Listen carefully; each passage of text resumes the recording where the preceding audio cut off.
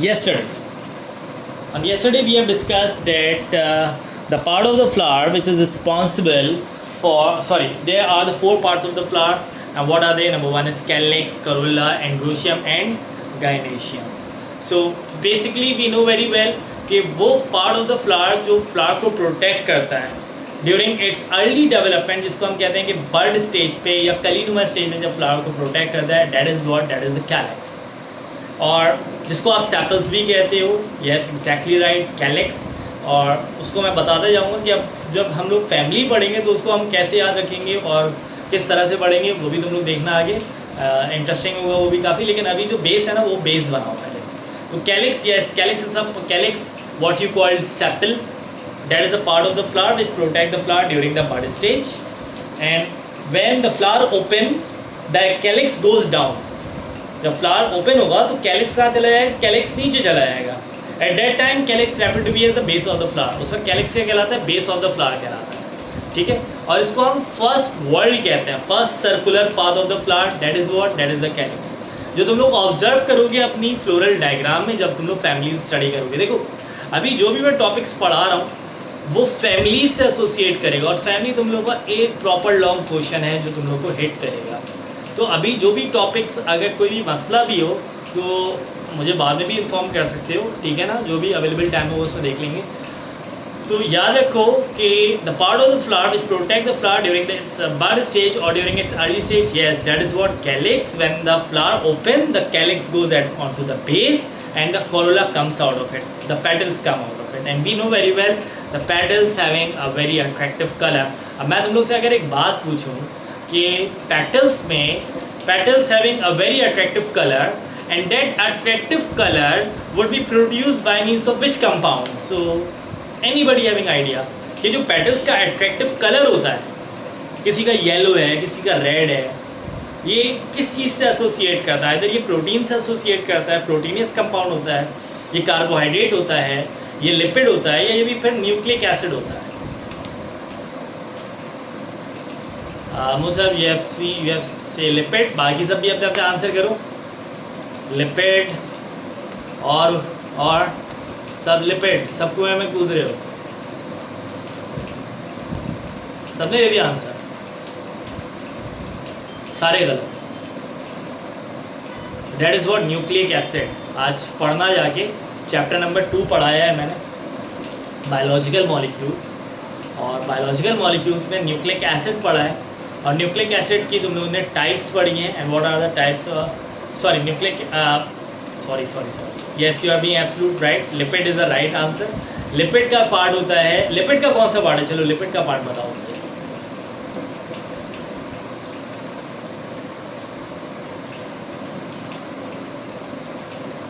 Lipid का कौन सा पार्ट है? तुम लोग लिपिड आंसर कर रहे हो तो लिपिड का कौन सा पार्ट है? टर्पीन्स है, वैक्सेस है, इसाइल ग्लाइसरॉल है, टर्पेनॉइड्स है, कैरोटेनॉइड्स है, स्टेरॉइड है, कौन सा है? Carotenoids and the carotenoid. अच्छा flower, rose, if I am talking about for rose, rose में कौन सा कलर मौजूद होता है? रोज में कौन सा कलर मौजूद होता है? रेड होता है ना. रेड पिगमेंट का नाम बता सकते हो यहाँ पे? अच्छा, that is carotenoid. I am not wasting your time as well as mine. That is carotenoid. तो याद रखना स्टैंडो पे येलो प्रोड्यूस करता है कैरोटेनॉइड, ऑरेंज और रेड. और जो हमारे फ्लावर्स होते हैं, have you ever heard about flower? अगर तुम लोगों ने मुझे बताओ वन बाय वन कि तुम लोगों ने बॉटनी के फ्लावर्स स्टडी किए अपने कॉलेजेस में.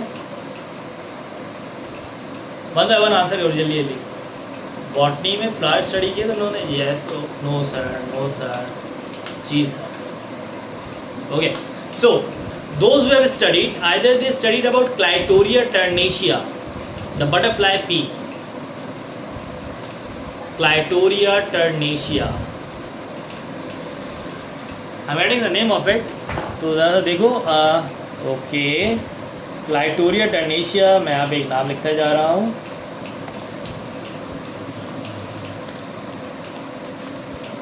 Yes, that is the butterfly pea, Clitoria ternaceae. It is a flower which is having the violet or purple shade. तो ये वॉयलेट और पर्पल शेड किसकी वजह से आता है? Which pigment is responsible to produce pigmentation in Clitoria ternatea? ये एक एक्सटर्नल सवाल पूछ सकता है तुम लोगों से. Any idea about it? Purple colour होता है, पर्पल या वॉयलेट या पर्पल शेड होता है उसका, तो बता सकते हो ये कौन सा पिगमेंट इस पर वर्कआउट कर सकता है?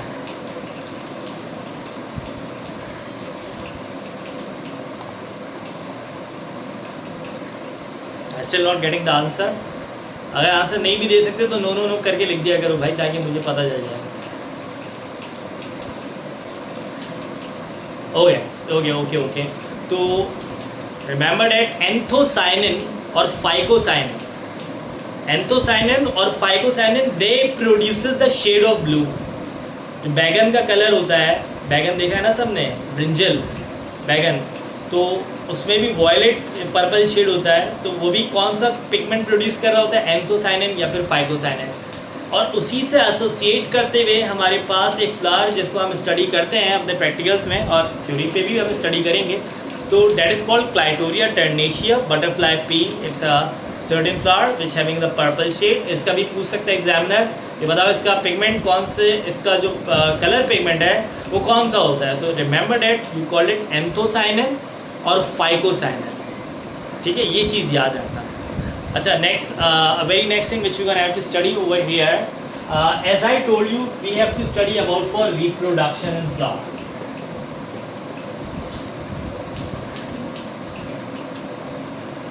And we know very well that flower, if I'm talking about reproduction in flower, मेरा black marker थोड़ा सा लाइट हो गया, खैर इसको देखते हैं आज. रिप्रोडक्शन इन फ्लावर की अगर मैं बात करूँ क्लास, तो we know one thing that for reproduction in flower that question comes in a way for life cycle of angiosperm. ये क्वेश्चन दूसरी तरह से कैसे हिट हो सकता है, आपको किस तरह से पूछा जा सकता है? that is life cycle of angiosperm. Angiosperm का नाम आ जाए, you remember that what we are talking about for flowering plant, या फिर इसको हम कहते हैं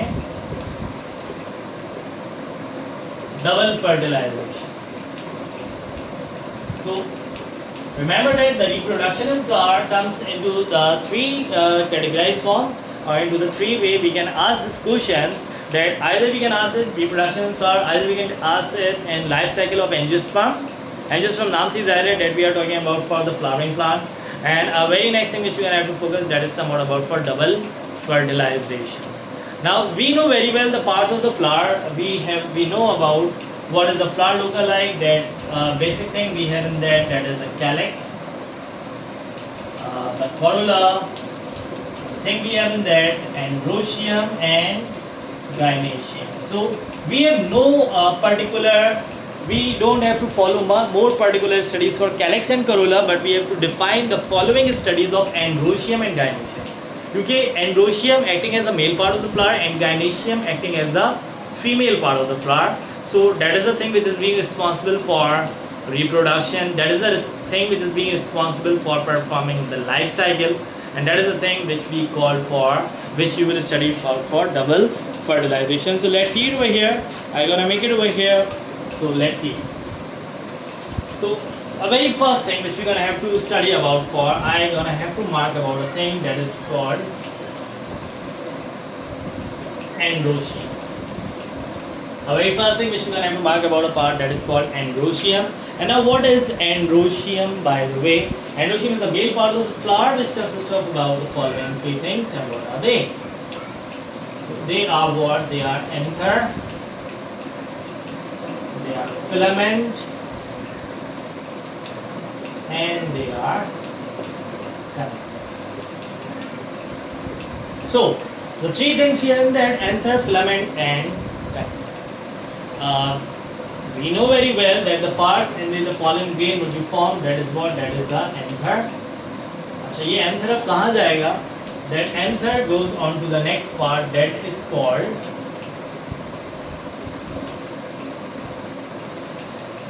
gynoecium. The anther goes on to the next part, that is called gynoecium. Let's see over here.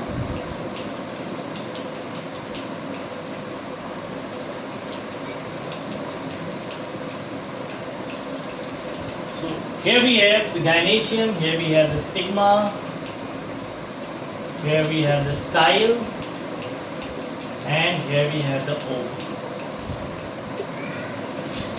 So the three things we have in gynoecium: stigma, style, and ovary. Stigma considered to be as the mouth of it, style considered to be as a narrow tube, and a very next thing we have about a part, that is the ovary. And remember that one thing, the opening of ovary is called micropyle.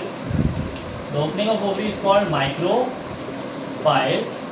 अच्छा, अब होगा क्या कि from androecium the pollen grain migrate towards the gynoecium. In order to perform the life cycle, in order to perform the reproduction, the pollen grain moving onto the gynoecium. Pollen grain moving on towards gynoecium. It comes into it. It stick onto the part of the stigma. gynoecium bag और stigma पे आके अटक जाएगा. देख सकते हो यहाँ पे एंथर से pollen grain disperse हो रहा है और कहाँ पे आ रहा है? It comes onto the part of gynoecium. And yes, I asked you one thing, that a process by which the pollen grain would be transferred from anther to gynoecium, or from if the pollen grain would be transferred from androecium to gynoecium, that particular process is called what? Answer. जल्दी answer करो.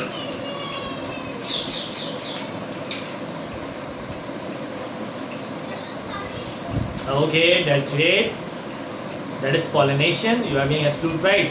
So we have two types of pollination. Remember that we have the two types of pollination. Yes, exactly. Pollination. And if I am talking about for pollination, then we have the two types of pollination. One is self-pollination and another one is cross-pollination. So yes, that's great. Self और cross क्या होती है बताओ? Self and cross. Self क्या होती है?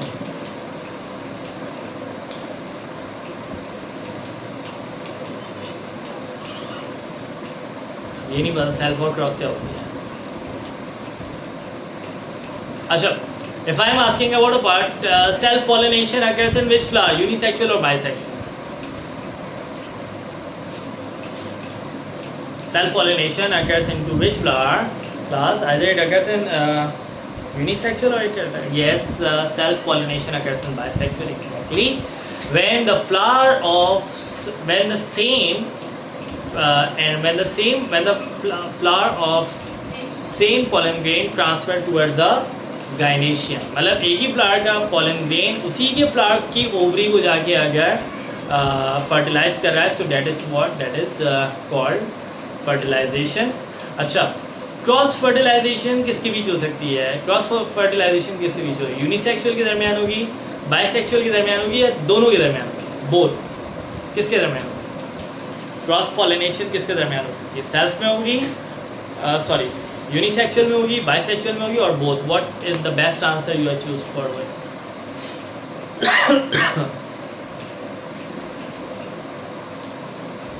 Okay, और बताओ भाई, 2-3 बच्चे और रह गए, आंसर किया करो सारे. ओके, और एक और फिर रह गया. So the answer which is given unisexual, that is being wrong. The true answer is both. दोनों में हो भाई. देखो, एक बाइसेक्सुअल फ्लावर है, दूसरा भी बाइसेक्सुअल फ्लावर है, ठीक है? तो उसका पॉलन ग्रेन उसके जाके ओवरी को फर्टिलाइज कर सकता है, ठीक है? तो सिर्फ हम क्रॉस फर्टिलाइजेशन जो कि वाटर, विंड, इंसेक्ट्स और एनिमल्स के अगेंस्ट, एनिमल्स के थ्रू होती है, ये सिर्फ यूनिसेक्सुअल फ्लावर्स के दरमियान नहीं होती है, बाइसेक्सुअल फ्लावर्स के दरमियान भी होती है. If a pollen grain of one flower fertilize the ovary of another flower of another plant, तो that is cross pollination. भले वो बाइसेक्सुअल, वो दोनों बाइसेक्सुअल है, लेकिन ये उसका pollen grain जाके उसकी ओवरी को क्या कर रहा है? जर्मिनेट कर रहा है. So it could be occur in bisexual flower as well. So remember that when they are asking you कि अगर pollination, the cross pollination occurs in which of the flower? But देखो, सेल्फ पॉलिनेशन तो हमें पता है कि unisexual flower में हो ही नहीं सकती, ये तो रिस्ट्रिक्टेड है, तो पता है हमें बाइसेक्सुअल में होगी, और वो आंसर भी सही है मेरे पास. लेकिन the students would be really confuse into the cross pollination कि अगर क्रॉस पॉलिनेशन है तो उसमें कौन सा फ्लावर इन्वॉल्व हो रहा है. तो the students make up their mind कि वो कैटेगराइज कर लेते हैं कि अगर सेल्फ पॉलिनेशन है तो बाइसेक्सुअल और अगर क्रॉस पॉलिनेशन है तो unisexual. But it is wrong. Cross pollination occurs in both. Unisexual में भी होता है और bisexual. So that is the thing, pollination we have, okay, and now we have seen that the pollen grain comes onto the stigma, okay, and when pollen grain come onto the stigma, now over here मैं यहाँ पे थोड़ी सी working अपनी कर रहा हूँ in order to see the working of androecium, in order to see the working of pollen grain when it enter into the stigma. So I am zooming over here. मैं यहाँ पे एक zooming diagram form कर रहा हूँ ताकि थोड़ा सा तुम लोगों को indications मिले. Let's see. Okay, that is the pollen grain. And as you see that this pollen grain, comes into the stigma. But this pollen grain cannot goes into the ovary. Why? Why? I am asking why. Why the pollen grain would not transfer into the ovary? Pollen grain ovary के अंदर क्यों नहीं जा रहा? वजह बताओ, जल्दी जल्दी वजह बताओ. Reasons दो. Due to style. Okay. Due to style, क्योंकि style क्या है? Narrow है. Style narrow है, so for that the pollen grain cannot cross the style and it cannot enter into the ovary.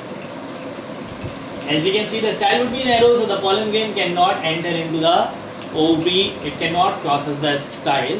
So that is the thing which you wanna have to remember. कि now what would be the happening? अब style से तो cross नहीं कर सकता. अब pollen grain में क्या working हुई? Let's see it over here. So at first, when pollen grain come onto the stigma, the first thing they are being formed, they are forming the two generative cell. Which I mark it over here, the first generative and the second generative. So over here you can see that how many generative cells would be formed. The two generative cells will be formed. First and second generative cells will be formed when pollen grain come into the stigma. So how many cells will be formed over here? The two cells will be formed. अब ये दो cells अभी working कैसे form करते हैं? I have to rub that part.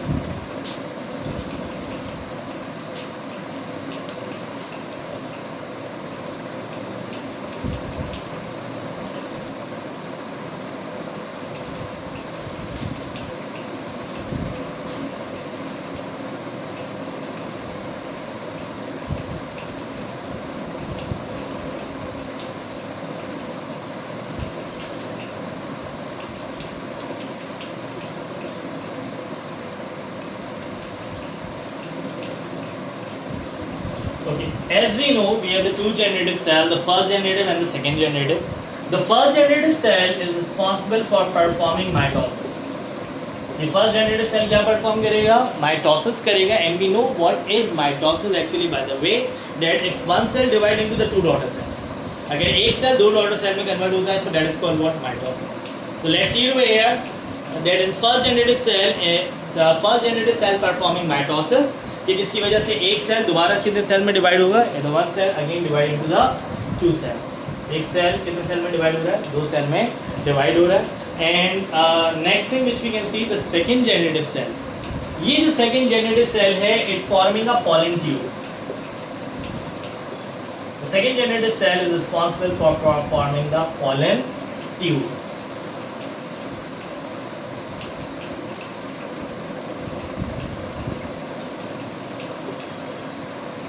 So remember the working when pollen grain come onto the stigma, it forming two generative cell, the first generative cell and the second generative cell. First generative cell perform कर रहा है mitosis, जिसकी वजह से वो दोबारा divide होगी कितने सेल में कन्वर्ट हुई है? दो सेल में. और जो सेकंड जनरेटिव सेल है वो pollen tube फॉर्म कर रहा है. कोई मसला यहाँ तक? कोई मसला यहाँ? देखो pollen tube is being formed. pollen tube क्यों फॉर्म हो रहा है? pollen tube क्यों फॉर्म हो रहा है? ताकि इन जनरेटिव सेल, ये जो दो जनरेटिव सेल फॉर्म हुए इसको ट्रांसफर करे ओवरी में, क्योंकि पूरा pollen grain जो है वो ओवरी के अंदर नहीं जा सकता. so that's why the pollen tube would be formed. second generative cell pollen tube में कन्वर्ट हो रहा है और ये pollen tube रन कहाँ कर रहा है? into the ovary. ताकि इन जेनेटिव सेल्स, ये जो दो जेनेटिव सेल्स बने हैं, ये पॉलन ट्यूब के जरिए ओवरी के अंदर चले जाए. Would you get to the point?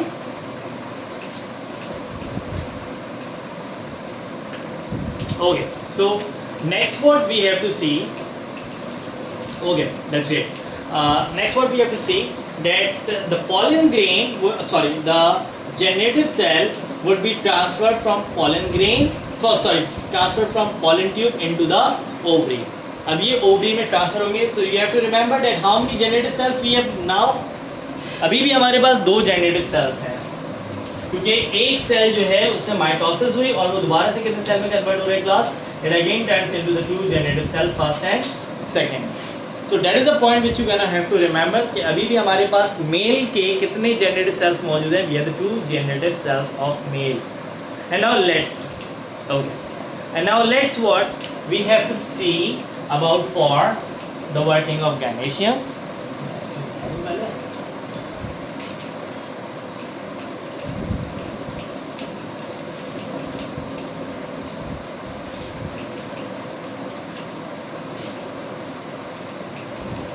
So let's talk about for gynoecium. अब ये gynoecium में क्या working हो? At the same time, we know a very important thing we have in gynoecium, that is somewhat about ovary. हमारे पास part होता है which is being very very important to us. That is what? That is ovary. तो जिस तरह pollen grain जब stigma में enter हुआ था, यहाँ पे देखो, तो दो जेनेटिव सेल फॉर्म हो रहे थे. इसी तरह इन gynoecium again the two genetic cells would be formed. In gynoecium again how many genetic cells would be formed? Again the two genetic cells would be formed. And they do what? अब ये क्या करेंगे? First, मेरी working गौर से सुनना है क्योंकि gynoecium ovary थोड़ा सा कॉम्प्लिकेटेड है. तो ओवरी में क्या हो रहा है? ओवरी में भी दो सेल्स फॉर्म हो रहे हैं. ठीक है, अब ओवरी में दो सेल्स फॉर्म हो रहे हैं, ये अपनी वर्किंग कैसे कर रहे हैं? First they are moving on to the opposite pole. कहाँ मूव करें? They are moving on to the opposite pole. They are moving on to the opposite pole in a way like. यहाँ पे देखो, यहाँ पे मैंने एक डायग्राम फॉर्म कर रहा हूँ.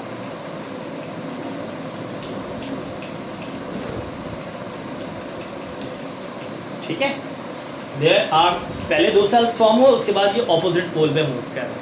One goes on north, one goes on south. अब when they are moving on to the opposite pole, after that they both cells perform the process of meiosis. ये दोनों सेल यहाँ पे क्या परफॉर्म करेंगे? They are performing the process of meiosis. First the two cells would be formed. पहले दो cell form हुए ovary में, उसके बाद ये दोनों ऑपोजिट मूव कर रहे हैं और हर सेल परफॉर्म कर रहा है meiosis. देखो माइटोसिस क्या होता है? एक सेल डिवाइड होता है दो सेल. मियोसिस में एक सेल कितने सेल में डिवाइड होता है? आंसर में. That's very great that in meiosis one cell divides into 4. That's very good. Okay, so in meiosis let's see it over here that how the four cells will be form. So four cells, 1 2 and 3, and that is 4. 1 2 3 and that is 4. So as you see class, now how many cells will be formed over here? 4 and 4. 4 cells on one side, 4 cells on another side. But the thing which you're going to have to notice that the 3 cells are being intact with each other. 3 cells एक जगह, 3 cells एक जगह और 2 cells बाकी क्या है? separate है. So that separated cell will move towards each other. जो एक सेल है ना, they are move towards each other. These two cells which are being separated, which is not being with the part of 3 cell, they are moving towards each other. And yes class, when they are moving towards each other, I am making another diagram so you can see. They are moving towards each other, and when they are moving towards each other, they become fused. Move होने के बाद ये क्या हो जाएंगे? Fused हो जाएंगे. And when it becomes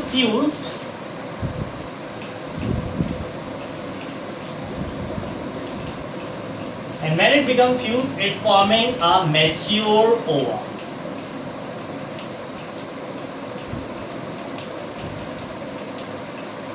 So class, as you can see on to the next. बेटा बोर्ड क्लियर है, मेरा मार्कर लाइट हो चुका है, ठीक है, और इंक की अवेलेबिलिटी सबको पता है, स्टेशनरी शॉप्स बंद है। खैर इंक मेरे पास है, वो अरेंज हो जाएगी, कोई ऐसा मसला नहीं। थोड़ा सा बोर्ड लाइट हो रहा है, तो यहाँ पे देखो कि वर्किंग क्या हो रही है। पहले 2 सेल्स फॉर्म हुए, फिर they are moving on to the opposite pole, and after that each cell performing the meiosis, and then they are performing the process of meiosis. So what happened, the 4 cells are being form. कितने cells form हो रहे हैं? 4 sales form हो रहे हैं, और जिसमें से 3 सेल्स सेपरेटेड हैं, और 1 cells they are being separated as well.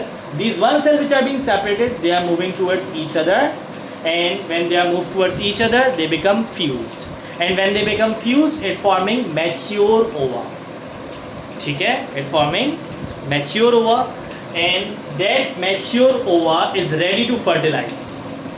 यहाँ तक कोई मसला? मुझे आंसर करो सब। यहाँ तक कोई मसला बोर्ड के हवाले से, लेक्चर के हवाले से, ओवी के हवाले से? मुझे आंसर कर दे जाओ अगर कोई प्रॉब्लम है। ओके ओके, सारे आंसर करो भाई, रुके नहीं रहो।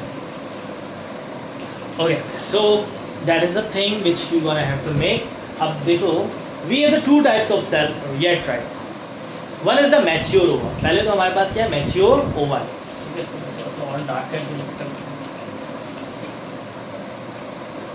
One is the mature ova, and the another one is called antipodal cell.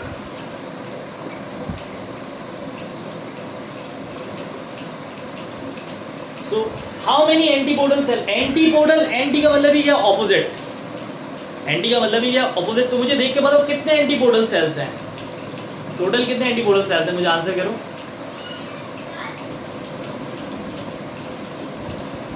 That's great. There are 6 antipodal cells. Okay, that's very good, very good. These are the 6 antipodal cells. So come back to the topic. The topic is being near to end, and what is the name of the topic? Topic का name मुझे कोई बताए। Last में जो मैंने name लिखा था मैंने मिटा दिया है, मुझे ज़रा बताओ टॉपिक का जो लास्ट नेम मैंने बताया था वो क्या था?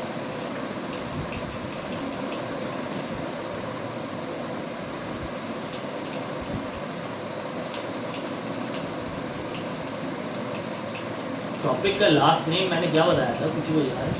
Exactly right, that is double fertilization. Double fertilization, that 2 fertilizations. Okay, that और एक और टॉपिक हमने, एक और नाम देखा था, life cycle of angiosperm, and you know very well that what is angiosperm by the way. Yes, life cycle of angiosperm ये मिडिल नेम था। पहला था रिप्रोडक्शन इन फ्लावर, सेकेंड था लाइफ साइकिल ऑफ एंजियोस्पर्म, और third था double fertilisation. अगर हम बात करते हैं एंजियोस्पर्म के हवाले से,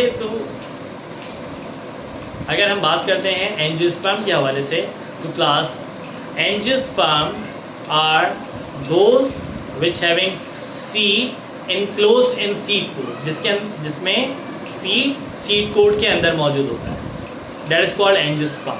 ठीक है, तो अब इसी तरह की वर्किंग यहाँ पे देखते जाओ।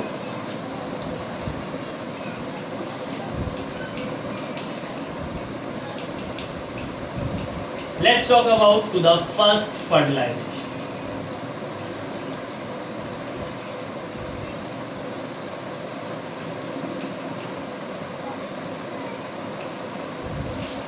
Let's talk about to the first fertilization. पहली fertilization देखो किसके दरमियान हो रही है? पहली fertilization किसके दरमियान हो रही है? It occurs between mature ova and first male generative cell. तो तुम लोग को पता है क्लास, मेल में हमारे पास कितने सेल थे? देखते जाओ, 2 सेल थे। ठीक है, the first male generative cell, एक मेल जनरेटिव सेल किसके साथ फ्यूज करेगा? मैच्योर ओवा के साथ फ्यूज करेगा। And if the mature ova fuses with the male generative cell, it forming a part that is called seed. Forming a part that is called seed. यहाँ तक कोई मसला? देखो, फर्स्ट फर्टिलाइजेशन में क्या फॉर्म हो रहा है? सीड फॉर्म हो रहा है। I am again telling you what, in first fertilisation the thing which have to be form that is called what? That is called seed. And how does it form?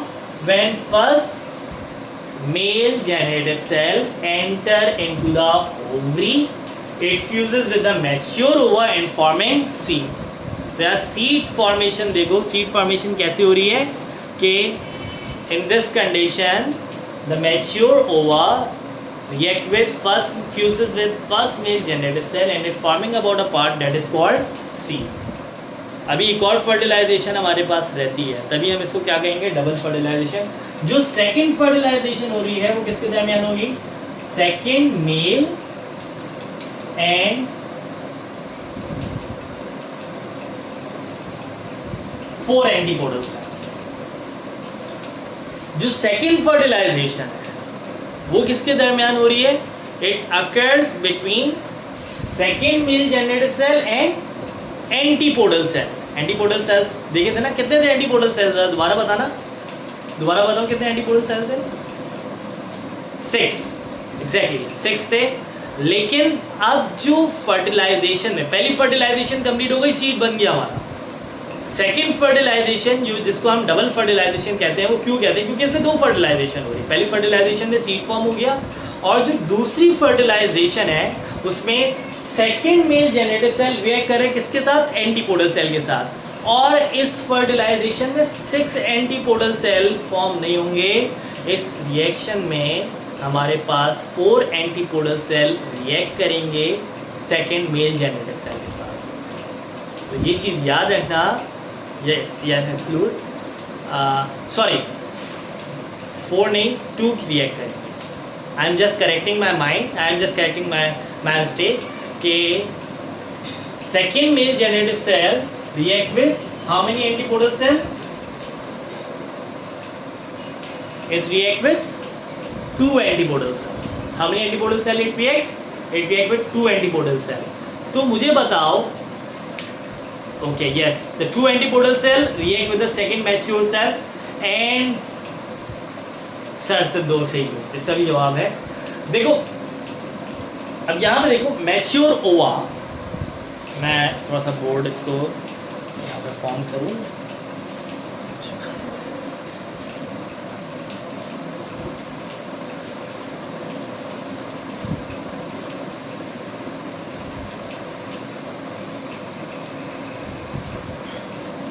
Let's see to the first fertilisation. पहले first fertilisation का थोड़ा सा overview करूँ तुम लोगों को.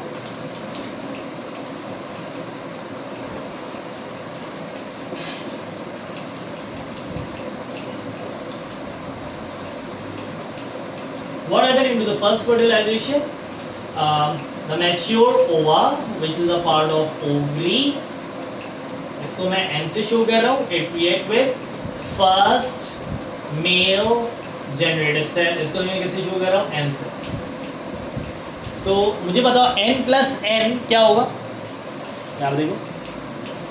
The mature ओवा react with, yes it is 2N, और 2N हम किसको शो करते हैं, मैच्योर ओवा प्लस मेल जनरेटिव सेल. क्या बन रहा था बेटा, इट फॉर्म अ सीड, और सीड को ही हम क्या कहते हैं, zygote.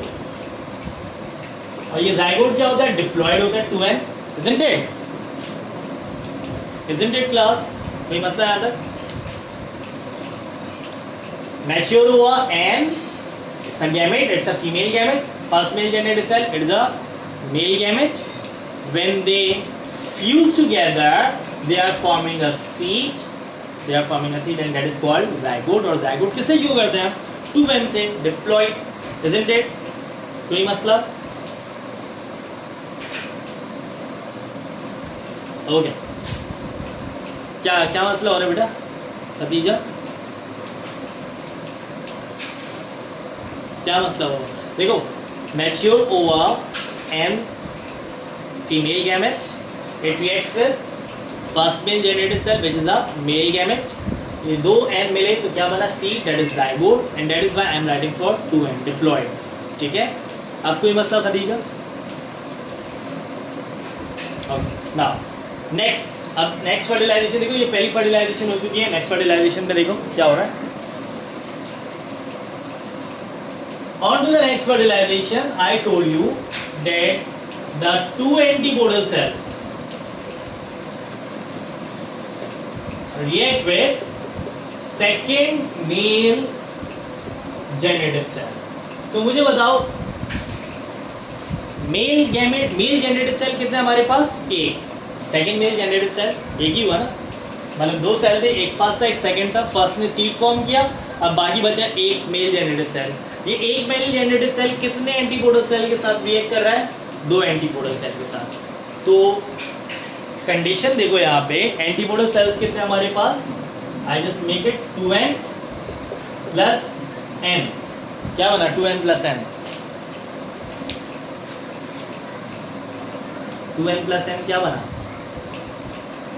2 antipodal cell react with male generative cell. क्या बना? 2n plus n. Yes, that is 3n.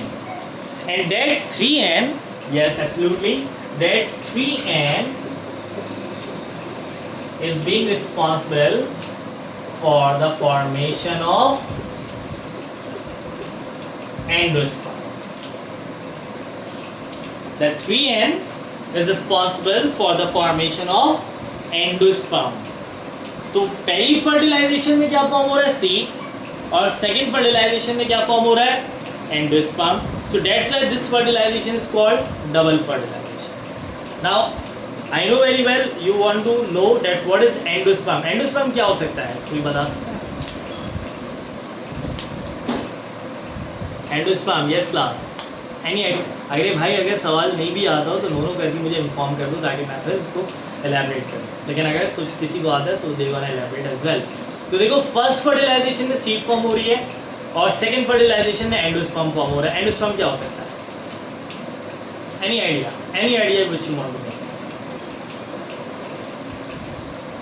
Remember that endosperm is a nutritive part of the flower, nutritive part of the seed. जिस तरह एक एग होता है ना, egg में क्या क्या होता है? अंडा होता है ना, अंडे में क्या क्या चीज़ होती है? बताओ जल्दी बताओ, जल्दी, टाइम ज़्यादा होता है।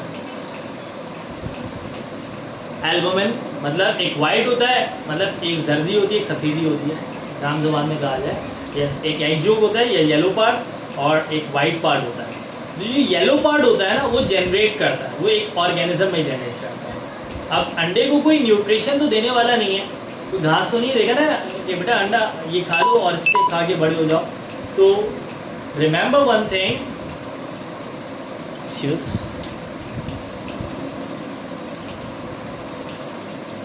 रिमेंबर वन थिंग कि एग में जो वाइट पार्ट होता है वो न्यूट्रिशन का पार्ट होता है जिसको योक यूटिलाइज करता है और डेवलप होता है चिक में। इसी तरह एक सीड में एंडोस्पर्म न्यूट्रिशन प्रोवाइड करता है सीड को ताकि वो जर्मिनेट होकर सीड से प्लांट में कन्वर्ट हो। बात समझ में आ रही है क्लास? एंडोस्पर्म क्या है? न्यूट्रिटिव पार्ट है, न्यूट्रिशन प्रोवाइड करता है सीड ताकि seed would be develop into the plant. आया सलीम? क्या हो गया बेटा? ओके है या ओ है ये? What is it? Okay, so one thing more, the first fertilization is for the formation of seed and the second fertilization is for the formation of endosperm. And now I am just making the mystery clear that this endosperm is responsible to form the seed coat. ये जो endosperm है ये क्या form करेगा? Seed code भी form करेगा। तो gymnosperm और एंजियोस्पर्म में हमारे पास एक कंडीशन फॉर्म होती थी कि gymnosperm naked seed, seed without seed coat, और angiosperm seed having seed coat. तो इन angiosperm the seed would be formed by the first fertilization, and in second fertilization the seed coat or what you can say the endosperm would be formed. So if they ask you what is meant by double fertilization, तो क्या तुम लोग इसको answer कर सकते हो? what is meant by double fertilization?